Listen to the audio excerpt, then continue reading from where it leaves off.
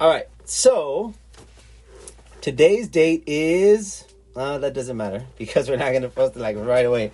But today's one-on-one episode is with Celeste Martinez.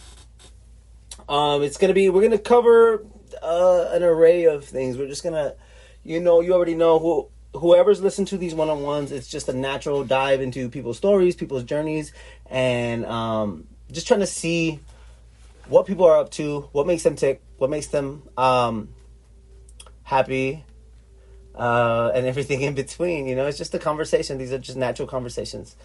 Just trying to gather as many voices as possible. So, on that note, Celeste, thank you so much for your time. Thank you for wanting to share your story or being open to sharing your story and your journey with us. Can you tell us real quick, give us a rundown of where you're from, what you do nowadays, and what got you to that point? Yeah, here, I'm going to move to a different room because the dog is snoring really loud. But yeah, so, hold on, let me move. And you can edit that part out when you move into a different room. No, that's gold right there. We got to leave it. No, I'm just kidding. No, good. Okay, cool. So, nowadays, what I'm doing, I currently live in San Antonio. Recently I'm a 7th grade ELR teacher. It just means I teach reading. I do a lot of art on the side and like to keep myself busy by just doing, projects. I draw a lot of comics. Been working on a story for a couple of weeks now. I'm hoping to get that out there soon. And I really try to get involved in my community no matter where I'm at. So whether that be in San Antonio or Robstown, where I graduated from, where like 4 generations of my family are from. But yeah, that's kind of where I'm at now, and that's where I'm from. So, comics. So you're working on a comic right now? I am. It's, I don't know how to talk about it without being embarrassed about it. But I've always had story ideas, and this summer has been pretty relaxing. So I've been trying to focus because when the school year is starting and I'm teaching and everything, I come home and I just pass out because I'm drained. But I've got 1 chapter down and I have it planned out. So now I just need to get the ideas onto the actual comic. Ah, okay. Well, all right. So before I ask you a little bit more about the comic, I want to see. So you said you graduated from Robstown High School. What did you do after that? Because I know you're teaching now, or you work in education. Where did you go after graduation? Okay, so I graduated from Robstown High School in 2013. I graduated as a valedictorian, which was pretty cool. Nice. Yeah, and I went to UT Austin. I did my undergrad there. I had done, I was double majoring, so I was studying youth and community studies. It was in the College of Education. Basically, you just, learn about, child development, community building, how kids work in groups, and, what to do with groups of kids, And then my other major was Mexican-American Studies. I didn't actually get to finish that one because I wanted to graduate with my bachelor's in 4 years, and if I had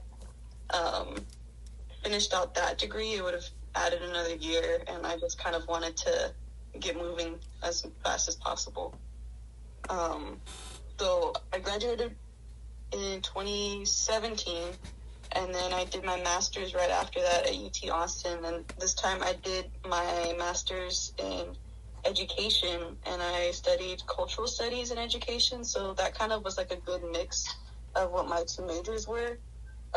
So I kind of studied race, gender, sexuality, all of that, and those issues pertaining to education, how we teach those topics, who gets educated, who doesn't get educated, disparities between schools in poverty versus affluent schools. And then I graduated with that in 2019.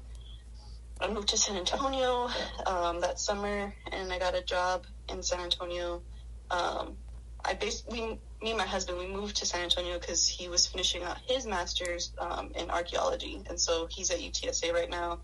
And once he's done with that, I don't know where we might go, where where our next step will take us, but it's been pretty good so far. Like, I actually really like San Antonio. I didn't think I would like it after living in Austin for 6 years, because I kind of like to stay in one place.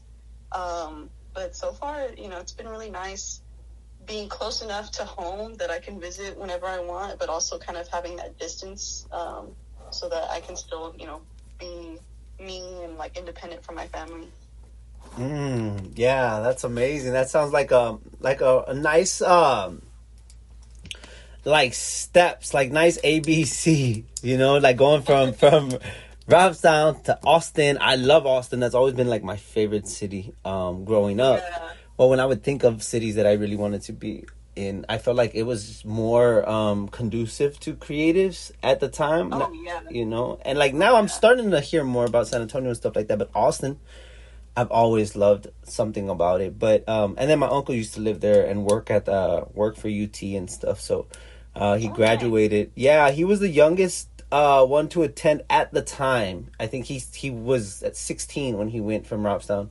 Whoa. Yeah, it was crazy. And when he would come home from UT, when he would visit at my grandma's on Dakota, he would bring me star charts. He would bring me books on archaeology, books from the school. When we would go visit him, he'd take me to the museum there. The Blanton? Yes, that one. He would take me there.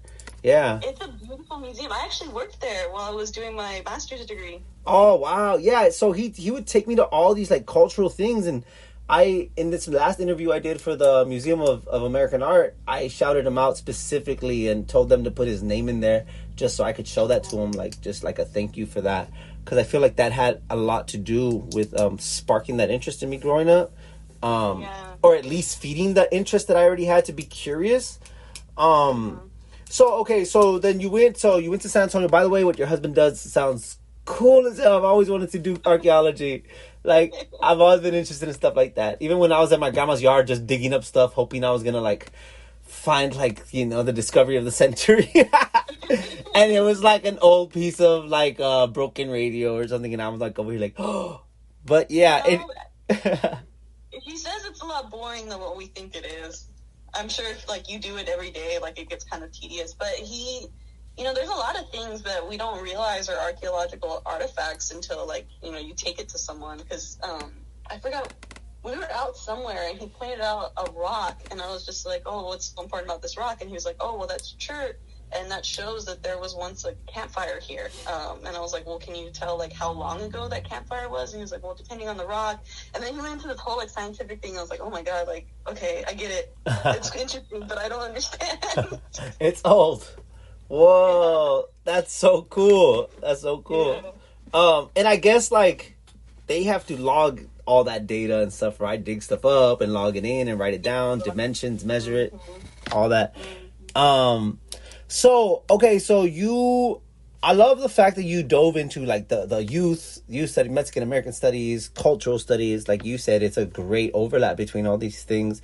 And then you have your interest as an artist, infusing all of these things too. So you came out on the other side of a master's with this education, and still that creative part of you intact and part of that. Now what do you do nowadays? Like, what do you do nowadays at school? And how do you infuse what you've learned in school and your interests as an artist, like into maybe your curriculum, maybe what you do with students? How do you infuse that, like pair all that together? So, I mean, I was really lucky because at UT, I had a lot of opportunities to work with art, right? Whether it be working at the museum, like giving tours and stuff. So, and then I was also like an art teacher for the Boys and Girls Club back in my undergrad. So, like, I always kind of went back to art, but I really liked education too, right? And so a lot of people would assume that would mean I would, be an art teacher, but No, right? Like I don't. I love art. I love bringing art. I love exposing kids to art. But like I don't think I could teach art. Like I think that it requires a different skill set that I don't have. But as far as like bringing it into the curriculum, this past year I was able to part of this institute called the Museo Institute in San Antonio, and so they selected 40 teachers, and it was 6 museums in San Antonio that brought the teachers along, and so we were called like the Museo cohort, and we would attend like a whole bunch of professional development, and then that was in the fall, and then the spring we were selected for one specific museum, and I was picked by the San Antonio Museum of Art, and they had like a special project that we got to do, and so I was really lucky because they provided me with resources and access to art, and I showed it to my 7th graders. And so what we did was we did a project, and they were SAMA, right, at San Antonio Museum. They were very like flexible with what I wanted to do. They were like, you know, you have your vision, like as long as it has something to do with art and it's project-based learning, have at it. And so what we did, and I had to kind of fight a little bit with my school district, not to say that they were like against it, but you know, schools are very kind of rigid places, and so there's a set curriculum, and so I had to kind of bargain with my school and say like, hey, you know, we're gonna look at this art and we're gonna do this project, but it's like on top of the actual curriculum. So like we're gonna do the textbook, right? But we're gonna like when we're done with that, we're gonna do this project. And so the project was actually based off of Testimonios, which is a workshop that I had with you for the Robson Arts Committee. And so I wanted to expand on that, and so we made it a whole unit. It was 6 weeks long, and so I had divided it out into like a week-long topic. And so we do our regular textbook work, and then after that, we look at art, paintings. Sometimes we look at poems, spoken word, songs, and we talk about like identity. And so just like in the Testimonials workshop, we also looked at things like, you know, lessons from our parents, our caregivers, lessons from a brown body, lessons of Nepantla, right, like being in the middle, and then the final part, which is witness, telling our own story. And I mean, the kids really loved it. Like they would work so fast for the textbook, and they'd be like, all right, miss, we're done with this, like, can we get into the project now? And so it was really cool. It was really cool seeing like what the kids came up with, and you know, a lot of times, especially in the kind of climate like we're living in right now, like, you know, critical race theory is kind of like a buzzword and like a no word, but we didn't even really like, because my viewpoint was that we're going to talk about like ourselves, right? Like, and if you are Hispanic, right, Mexican American, Latino, however you identify, like we're going to like dig through that, right? And if that's not part of your identity that you don't want to dig through, then we can dig through other things. And so a lot of kids had really different like ideas of what made them them, right? So some kids kind of talked about, you know, that they were born a girl, right? And like, oh, like I'm a girl, and like it kind of sucks sometimes, right? Other kids talked about like what made them them was their love of nature. And so we kind of we looked at artwork about nature, right? Like how that, as we become like industrialized, right, or we live in this urban city, we don't get a lot of chances to go out into like a forest, right? And so especially the kids that I work with, a lot of them have hardly ever been outside their neighborhood. And so it was really interesting seeing like what they came up with and what they wanted to like dive deeper into. And so at the end of the 6 weeks, they created an art piece. And again, that could have been poetry, a painting. Some of them did graffiti. I know some of my harder kids, like kids that were more resistant to like creative work, what we did was we did this thing called blackout poetry. And so I got books, pretty old books, right? And I would rip out pages, and they would be like, yes, no, you can't do that. Like, you're a reading teacher. Like, you can't. And I'm like, no, these are old books. Like, I would just rip them out. And I was like, we're going to do blackout poetry, right? You're going to black out the words that you don't want, and whatever's left over is going to make a poem. The words are all there for you, right? So you don't really have to, like, come up with new words. You just have to change this into a way that is expressing who you are. And so I had a couple of kids that did that, and they loved it. Some of the, oh man, I wish I could. I'll send you the PowerPoint, because what I ended up doing was I compiled all of their paintings, and then like I took pictures of it too, and I transcribed what it said. And I, since it's a reading class, I had them write an essay too, like why they picked what they picked. And on the PowerPoint, I put little like excerpts, and it's completely anonymous too, because a lot of the kids were like, well, this is really personal, like I don't want just anyone knowing like I did that. So it's just by initials. But at the end of the 6 weeks, I sent it to the museum, and so they got to like exhibit it during one of their family days, and it was really cool. The kids got free tickets, free passes for the Sama Museum, which was awesome. They gave us like 300 passes. It was amazing. Wow. Yeah, they were all going crazy. I mean, some of them have never even like been to a museum. And so they're like, oh my God, like, can I take my family? And I was like, yeah, it's a family pass. I'm like, but miss, I have 10 people in my family. I'm like, it's a family pass. Yeah. So, it was really fun. And it was really cool seeing how excited they got about it. And like, oh man, like I almost, like, I miss it. Like those 6 weeks were like, they were so fun. And we got to look at other like artists, like local artists too. And a lot of them were just kind of like in awe, because again, like some of them have never gone to a museum before. They don't really know what an artist does. And so I was like, well, this piece of the Sama, like this is from a San Antonio native, like, oh, like here's, another piece from someone here in Texas, like, all of these people here. And it was crazy too, because the person that was helping us, that was like my liaison between the museum, they actually went to the same middle school too. And so the one I teach at. And so I was telling the kids, I was like, yeah, like this is a career option too. Like you could grow up and work in a museum too. Like it was really cool for them to like just see themselves in places that they wouldn't think of seeing themselves in, Yeah, absolutely. And I think that's such a like an underlying theme in a lot of stuff. And even like looking back on your story, looking back and our cultural, everything that's in place culturally for us and our community and stuff, like that. So right off top, when you were talking about having these students in places that they feel like they don't belong, or they've never been, or they couldn't experience. We grew up like that. Like I remember growing up like, and if people don't know, people listening, like you and I come from the same hometown, from Rapstown.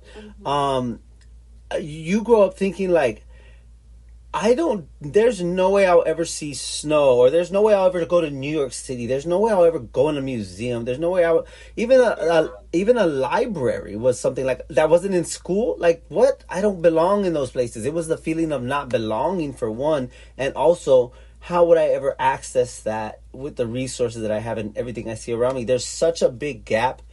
It feels like such a big gap. And psychologically, it's a canyon between where you are and experiences like nature in New York and Europe, or like museums, or even going to college for some people. Like it's such a big psychological gap. And especially if we grow up when we don't feel worthy, then we don't feel worthy of a lot of things. We don't feel worthy of experiences.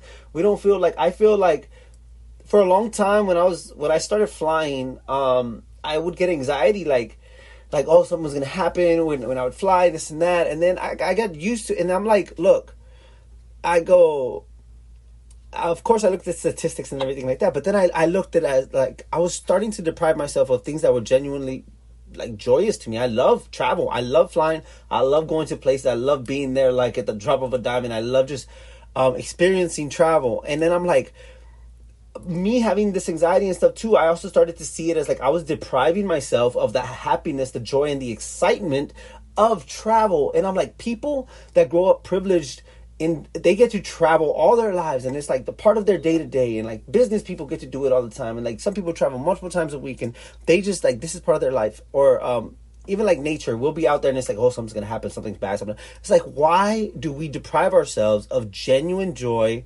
when people have been experiencing this for generations in their lives. It's like, no, we deserve to live this life too and be comfortable, not just like, oh, this is too good to be true, something's gonna happen or something. Like, we deprive ourselves like of that stuff. So I think that's really good that they got to experience that, and like the museum. And I feel like that also trickles into other parts of their life. Like, you know what, I can be out of the box, I can step out of the neighborhood, I can, like, you know, it shows that they're worthy, and yeah, that they're worthy of those experiences. And I feel like, do you think it does have to do with where we came from? Did you ever have those feelings of insecurity or anything when you're coming from Robstown, especially being a Chicana, right? Like, did you have how much of this stuff had to do with like every step of your journey? Like, did you feel like you didn't belong there, or did that drive you to be like, you know what, I'm gonna make sure I belong here all along the way? Yeah, so you know, growing up in Robstown, right? So I was there when I was younger, right? And then we had moved for a little bit, and then I came back like in 7th grade, and then I spent from 7th grade on to senior year in Robstown. And being in Robstown, it was more of like an insular community, right? Like, no one really ever, like, at least to me, it felt like no one ever really left, right? Because it was me and my mom and my mom's mom and my mom's mom's mom, you know, like, on that side, because I had some parts of my family who had, like, just arrived from Mexico, but then I had other parts that had, you know, the border crossed them, and they had been in Robstown since before Texas was Texas, right? Mm. And, but, you know, it was one of those things where, like, it just no one really ever left, and it felt like if you did try to leave, you would come back anyway, right? Like how we did with my family.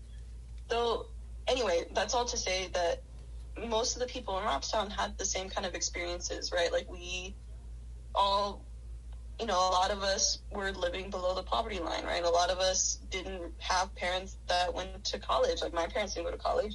And, you know, like, we were pretty similar.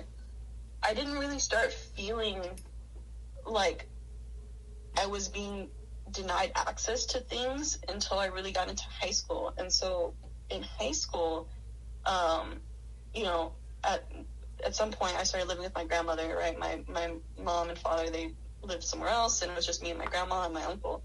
And I, you know, started working to kind of help out my grandmother, and because, you know, my uncle's disabled and she's older, and so they were living on Social Security, and that's not a lot, right?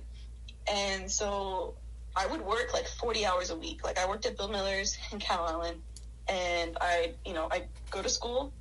I'd get there like at 6:30 because the bus would take us to Cow Island High School to do dual credit, so to get college credit courses, right? Because I was like, you know what, if I'm going to be able to help my family, if I'm going to, you know, do anything, right, like, I need to go to college. And so I'd wake up, right, I'd be at the school by 6:30. We do classes at 7 a.m. and, you know, school ended like at 3:45, I think, right? And then I had band practice until 5 p.m. And then either my grandma or my high school boyfriend at the time would take me to work, and I would work until 11 p.m. And then I'd get home like at 11:30, and I'd take a shower, and then I'd go to sleep by like 12:30, and then I'd wake up again at 5 a.m. And this was every single day, right? Wow. Yeah, and it was every day. And then, you know, I also did clubs too when we weren't in marching band season. And so I had done all that, right? And by the time I had gotten to senior year, you know, I was like, okay, well, you know, I've worked really hard. You know, I have really good grades. I'm at the top of my class. Like, I'm going to apply to colleges, right? And I think I can get a scholarship. I think I can do this, right? And so I'd applied a couple of places, and I had applied for the Gates Scholarship. It's this, like, scholarship from Bill Gates, and they give it to 1,000 students across the United States as seniors. And so the year I'd applied, right, 54,000 students had applied, right? And so only 1,000 kids get selected. And so I was one of them. And it was this like big old deal, right? Like, because I was the first person in South Texas to have gotten it. I think, if I'm remembering correctly. I think there was one other person from Kingsville that got it too, but we were like the first two that had gotten it ever since its inception. And so they had like a whole like television segment on Univision and on KIII and all that, right? Well, anyway, I'm still working, right? Like, I'm still working on Bill Miller's. And again, I'm feeling like super proud. I'm like feeling super lucky. Like, I'm like, oh my God, like I can afford college. Like, and, you know, I can go to where I want. And I wanted to go to UT just because, you know, Austin seemed like this faraway city, which is crazy because it's only 3 hours away. But I was like, I'm going to go to UT. Like, it's going to get paid for, right? Because the scholarship pays for everything. And so I'm like on cloud nine, right? And at this point, like, I'm thinking the only really difference between like me and what you would call like general society is that, like, you know, I'm poor, right? But I'm like, okay, like I can overcome this with like hard work, right? If I just work hard enough. And I'm at the cash register at Bill Miller's, and this woman walks in, and she's a white woman from Calallen, right? Because Bill Miller's was in Calallen, so most of the customers were white, which wasn't always a big deal, but in this particular case, right, like, you can kind of see where I'm going with this, right? She walks in and she looks at me. She's like, "You look really familiar." And I tell her, "Oh, I was on KIII last night. Like, you know, they did a whole segment on me." She was like, "Oh, really?" And I was like, "Yeah." And I kind of told her my story, and I told her that I was going to be graduating as valedictorian. And then she was just like, "Oh, yeah, I think I saw your face." And I was like, "Yeah." You know, and she's like, "Wait, what high school are you graduating from?" And I was like, "Oh, I'm graduating from Robstown High School." And she looks at me and she goes, "Well, that doesn't mean much, does it?" Wow. And I was like, yeah. And I was like, well, what do you mean? She's like, well, you know, and like, instead of saying like, "Oh, I'm sorry, I didn't mean it that way," she looks me dead in the eye and she's just like, "Well, it's not like you're graduating from Calallen, right? Like, you're the grades you got at Robstown isn't as high of a caliber as like what's needed in Calallen." Wow. Yeah. And so here I was, right? Like, I had gotten a recognition, right? Like a national recognition. Only 1,000 students had gotten it, right? 1,000 out of 54,000, right? That's like a 1% success rate, right? Like, it was easier to get into Harvard that year than getting that scholarship. But a little bit, I'd say that's beyond Calallen. Right. But here this woman is, right? After hearing that story, hearing everything, right?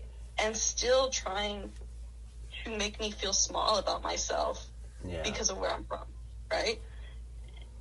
And I, you know, in my head up until that moment, I thought like, oh, you know, like, as long as I work hard, right? Like, as long as I work hard, like I can overcome things, right? And for her to have just said that, completely dismissing all the work, right, that I had done, all the things that I needed to do to earn that, as just, oh, well, you had it easy because the expectations are low, right?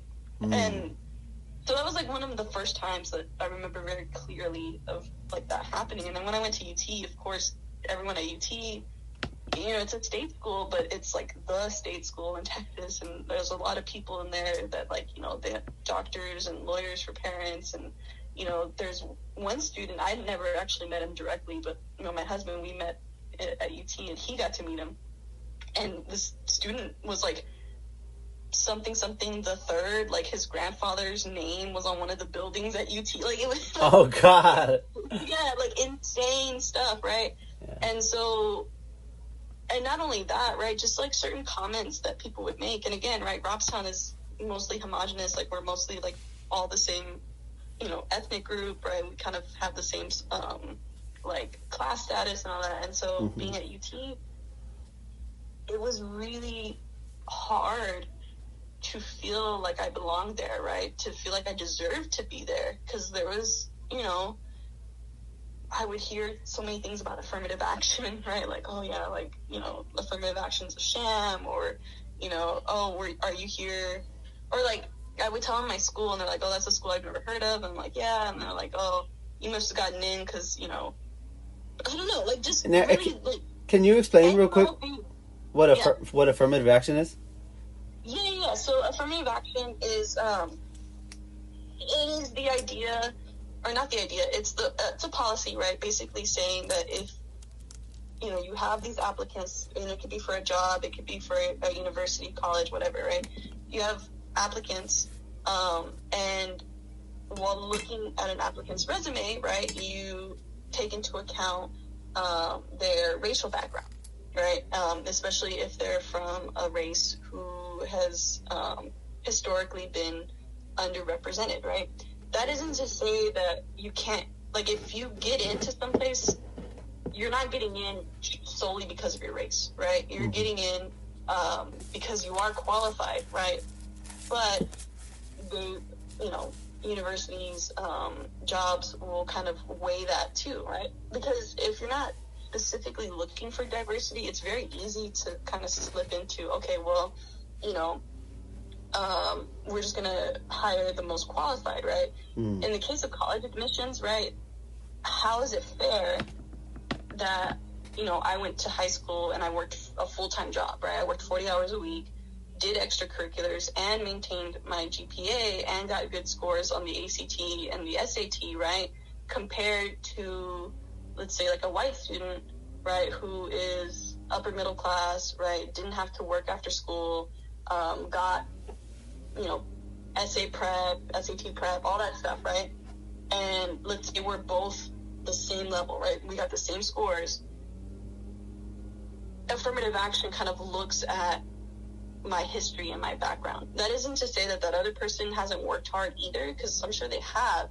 But if you were to view this as like a marathon, right, or like a race, right, I, with my background, would have been starting like miles before the starting line, while that other person would have been right at the starting line. Yeah. Now, in Texas, affirmative action isn't. It was ruled as like it's like you're not supposed to do affirmative action. I wouldn't say it's unconstitutional, because I don't know how to word that correctly, but basically what UT and a lot of other Texas schools did to work around that is create the top 10% rule. So if you graduate in the top 10% of your high school class, right, as a senior, you're in the top 10%, you automatically get acceptance into any school in Texas. And so the reasoning behind that was that if you get the top 10% of every single school, right, even if, a lot of schools are kind of racially segregated, right, you're still going to be getting kids from different backgrounds, because there's different types of schools all over the state. And so ultimately it didn't really work out the way that the schools had intended, right? Like at UT, I think Latinos are still underrepresented. But, right, it did kind of equalize things, right? Yeah. The problem with it, though, is that a lot of students, especially from the more affluent schools, kind of viewed this as not as cheating, but kind of like as undeserved, right? Because if you went to a high school in Texas that was more competitive, right, that had been like nationally recognized, or was like an A-rated school, the students there are going to be more competitive, right? And they're going to be trying really hard to have like the best kind of grades. And so in some of those schools, some students missed the top 10% by like 0.001 in their GPA. And so they didn't get automatic acceptance, versus, schools who would be like F-rated schools, or who don't really have like the best academic track records, right? It's assumed that those kids have it easy because, it's, the grades are easier, or, no one really cares at that school, so no one's going to try as hard, which isn't true, but that's the assumption. And so a lot of people, you can kind of tell, at least at UT, who the top 10% were from, like, those really rich, like, insane schools, those affluent schools, versus, like, the top 10% with schools like Robstown, right? Because there was that clear, like, kind of class divide. And at UT, they even made it more strict. I think when I had gotten accepted into UT, it was, like, the top 8%, and so, like, now I think it's, like, the top 6%. And so they've been kind of closing that to make it less inclusive, while other schools in Texas, I think, are still doing the top 10% rule. So a lot of people would look at like even like look at affirmative action as like, oh, you're here because they had to hit a quota. Like, yeah. So you're here because like they're using your race and background or whatever. They're accepting you based on your race and background to hit a quota. But like you were saying, like I mean the 10%, top 10% or whatever also helps make it to where it's not like, oh, we're just gonna add you based on that, or like, oh, I'm here just based on that. But like so then now going back to that, like feeling like less than, or having somebody making you feel that way from that time at Bill Miller's to now you're at UT. You have moments like this where you realize that there's a divide there. There's a clear divide there. How did you how did you, because you have multiple, like there's layers to it, right? Because you have that, and then also being a woman, and like how did you navigate that? Like, how are there things that you would tell yourself along the way? Are there times like did that push you to be like you felt like you had to prove something harder or work harder, or I mean, how did that affect like your journey moving forward, or did it? Yeah, no, it totally did. I mean, there would be times where I'd be sitting in class, right, and I would listen to other students ask questions or like say things, and I would think like, man, like my friends could be here, right? Like they decided not to come here, right? Even though they were in the top 10%, they were like, I can't make it at UT. Like that's a smart kid school, right? And you know, I had these kids in my class who I felt maybe weren't as deserving, right? Mm-hmm. Or weren't as, at least in my head, smart, right? And smartness is subjective, I've realized now, but at the time, right, it felt really isolating. And so I tried to get out into the community, and I also worked during that time, because again, like even though the scholarship paid for everything, I still like to, you know, send money home when I could, and help out my family, because I had my little sister, and at the time I went to UT, she was only like 2 years old, and so I wanted to make sure like she was getting what she needed and my family was getting what they needed. But it took its toll, you know, it really did, because on top of, I went into UT wanting to be a doctor, right? I was like, you know, doctors make a whole bunch of money, like I'm going to be a doctor. And so I took a lot of the science courses, and so again, I'm from a pretty poor school, right? People see me, they see me, and they're like, okay, well, like, here's this little Mexican girl, she doesn't know shit, right? And so it was hard to kind of overcome those assumptions, right? And, you know, I even had one professor tell me, like, straight to my face, too, it was like, you are so smart and intelligent, but the way you speak just makes you sound so unintelligent. Wow. I didn't know what to do with that. I'm like, but I can't change the way I speak. Like, what do you mean? So anyway, I'm like, you know, I'm taking all these courses, right? And I'm trying to find my people. And it's at that point, like after about a year in, I decide, you know what? I want to be an education major. Because I realized that like a lot of the things that I was struggling with, I hadn't been taught in high school. And so there were certain things like where I'd be in a science class and they'd be like, okay, as you learned in your AP physics course in high school, blah, blah. And I would sit there thinking like my school didn't have AP physics. Like my school got rid of all the AP courses by the time I was a senior. Like, whoa. You know, and so I was just thinking like, wow, like even though we all got accepted into the same school, and it's the assumption is that we all started out on an equal playing field, like I have knowledge that, or these other kids have knowledge that I don't have. And so I'm here trying to teach myself things that were supposed to be basic, right, according to the professors and according to the other students, and top of learning the more advanced material.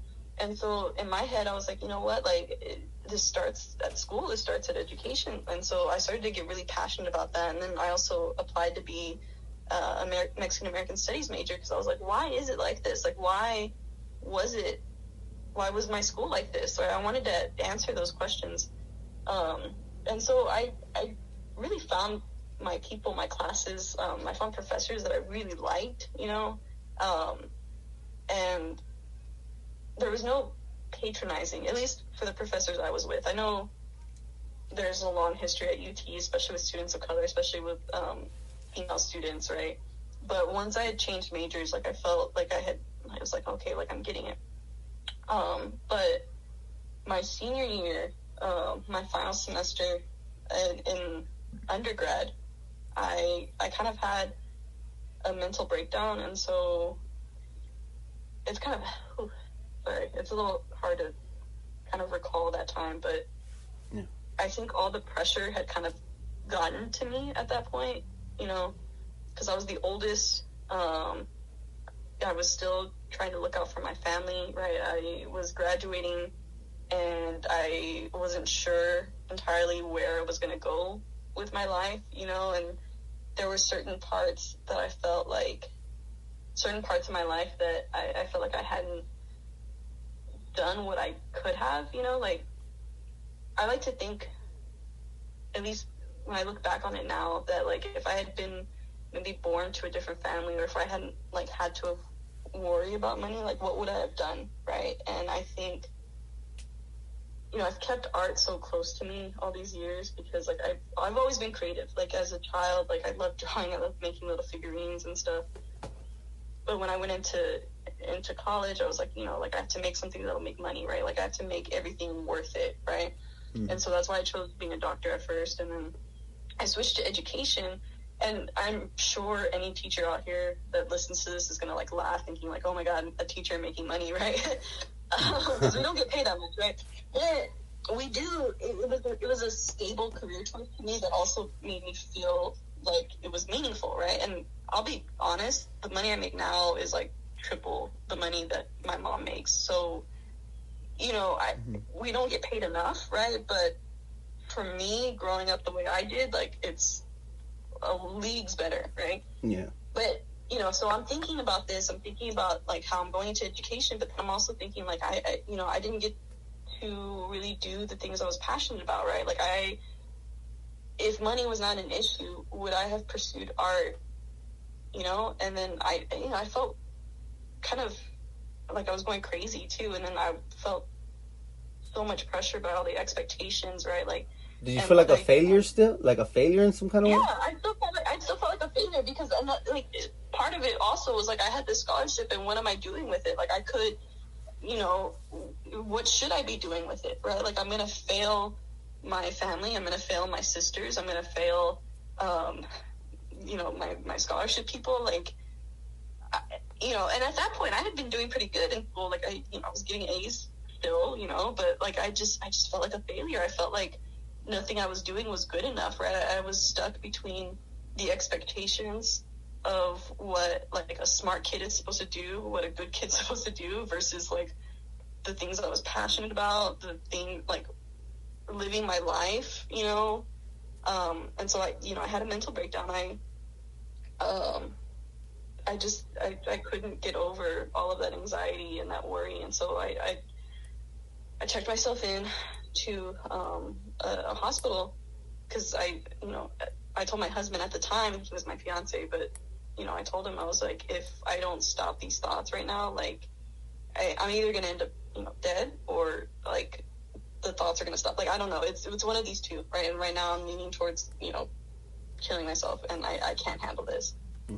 And so I went into a mental health hospital, and so I spent 5 days there, and it was really nice, like, which is funny to say, right? Like, oh yeah, the mental hospital is nice, like, but it was, right? Like, I got to kind of, like, step away from a lot of things and kind of just think, and I had a therapist there, I had a psychiatrist there, I did art therapy there, which was really cool, and I had left with, like, a plan, right? And so I would see a therapist outside of the mental health hospital, and so I continued my classes, right? My professors were super understanding. Like, I was scared they're gonna think, like, oh, like, you couldn't hack it, right?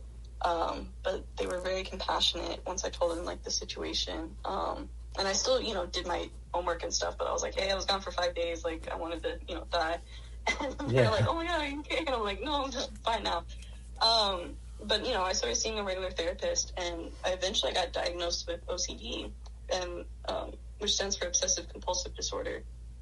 And a lot of things kind of started clicking into place, because like I had never really heard of OCD. Like when I had heard people mention OCD, it was like, oh, I'm so OCD, right? But it was like, oh, I'm a neat freak, or I'm clean. Like that's what I thought it was. And I'm a messy person, so I was like, I can't have OCD. Like, what do you mean I have OCD? And you know, the therapist I was seeing was very awesome about kind of explaining the differences in people and like how OCD can manifest, right? And so for me, my OCD was manifesting as like, if I don't do this, and this at this specific point or in this specific way, like everything's going to blow up in my face, right? Everything's going to blow up in my face. Or, you know, if I don't do this or speak to this person in a certain way, like I will have like harmed them. Like it was weird. Like I'm saying it out loud and it sounds so crazy, right? But that's what a mental illness is, right? Like it doesn't make sense. But there were certain things that I would do that would take hours from my day, because I thought that if I didn't do it in this specific way, like everything was going to crumble down. And, you know, that could be a result from my upbringing, right? The pressure on myself, but part of it's genetic too. And I also like kind of read up on it, and I don't know. Well, let me think about this, how to word this. Like some people, like their OCD manifests as hoarding, right? And I kind of realized, right, with my mother and my grandmother, like they're hoarders, right? They've gotten better now. Yeah. But you know, we as Latinas, like we didn't really have access to like mental health stuff, right? Like we didn't know that this was a problem. A lot of times, like my family would hoard just because like you might need this one day, right? And that seemed normal to me. And it seemed normal to a lot of people who, you know, kind of grew up like me. But there were certain other things that kind of were not normal, right? Like I remember specifically my great grandmother one time, she we were at Dairy Queen and I had a blizzard, and it was like, you know, those little plastic spoons that come with the blizzard. I threw that away, and she dug into the trash can and took it out and was like, why are you throwing this away? We could use this. Wow. And that is a symptom of hoarding, which is a symptom of obsessive compulsive disorder, right? But it ultimately stemmed from her trauma, right? Growing up in poverty, growing up having to utilize anything and everything, right? These are all like defense mechanisms, but it's also, you know, inherited. And so I did a lot of work with that, and I still struggle to this day with like anxiety and like having to do things the right way, and even hoarding too. To my husband's disappointment, like he's always like, you have to throw this out. I'm like, no, what if I need it? If I don't, like, an asteroid's gonna hit tomorrow. He's like, that's crazy. I'm like, I know, but like, let me have this thing. It's like you start to build, like, in a way, you start to create superstitions in your head. Like, it's all these, like, you know, and I think also too, as far as like in ways that I could relate to as I have like, I don't know, I have a bunch of little quirks, but I gotta go in for that. That's a side note. But anyway, I always think to myself too, like, yeah, if I don't do that, you put attached meaning to things that seem trivial or mundane. So it's like, oh yeah, I'm just like, oh no, wait, if I don't go back and like at least go double check that, or don't go check, or what, like something's gonna happen, and it's gonna go into a whole on like something like a true crime situation if I don't. It's like, oh no.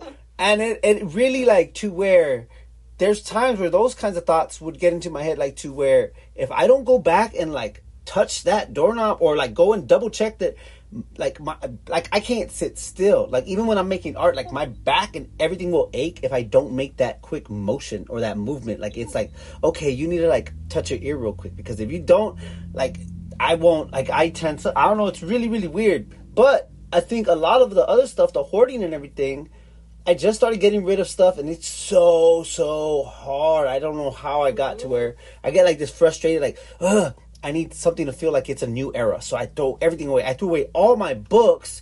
And I left a handful of them, but compared to like hundreds and hundreds, I threw away 4 bookcases, floor to ceiling bookcases. But, the thing is too, it's like the hoarding and stuff for me, for that was like, for one, I wanted to create a childhood that I never had. I always wanted books. And I always wanted to read. I would tell my mom, like, I would see Encyclopedia Britannica commercials, and I'm like, Mom, I want a book. I want the Encyclopedia Britannica. That was so big to me just to have one book, and I didn't have no books in my house.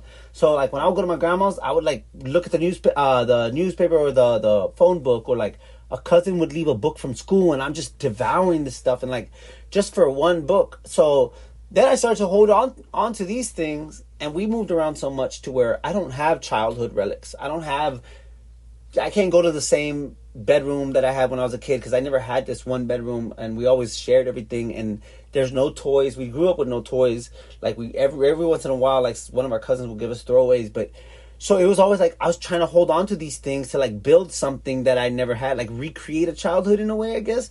But, you know, there's levels to that kind of stuff. So I kind of get where you're coming from. Now, when you went and you got this treatment, and we'll probably be, this will probably be, I got to go get my brother from work in a little bit. But, so I want to kind of, I definitely want to have more conversations, but I want to kind of wrap this up in a way that's like, okay, so you went, you graduated, you got the Gates Scholarship, you had, you went to UT, Youth Community Studies, Mexican American Studies, Child Development, and all of that, and then you went and got your Master's of Education, and dove into Cultural Studies, and now you're in San Antonio, you're with your husband, he's there for archaeology, he's studying archaeology, and you're teaching, I believe, right now, right?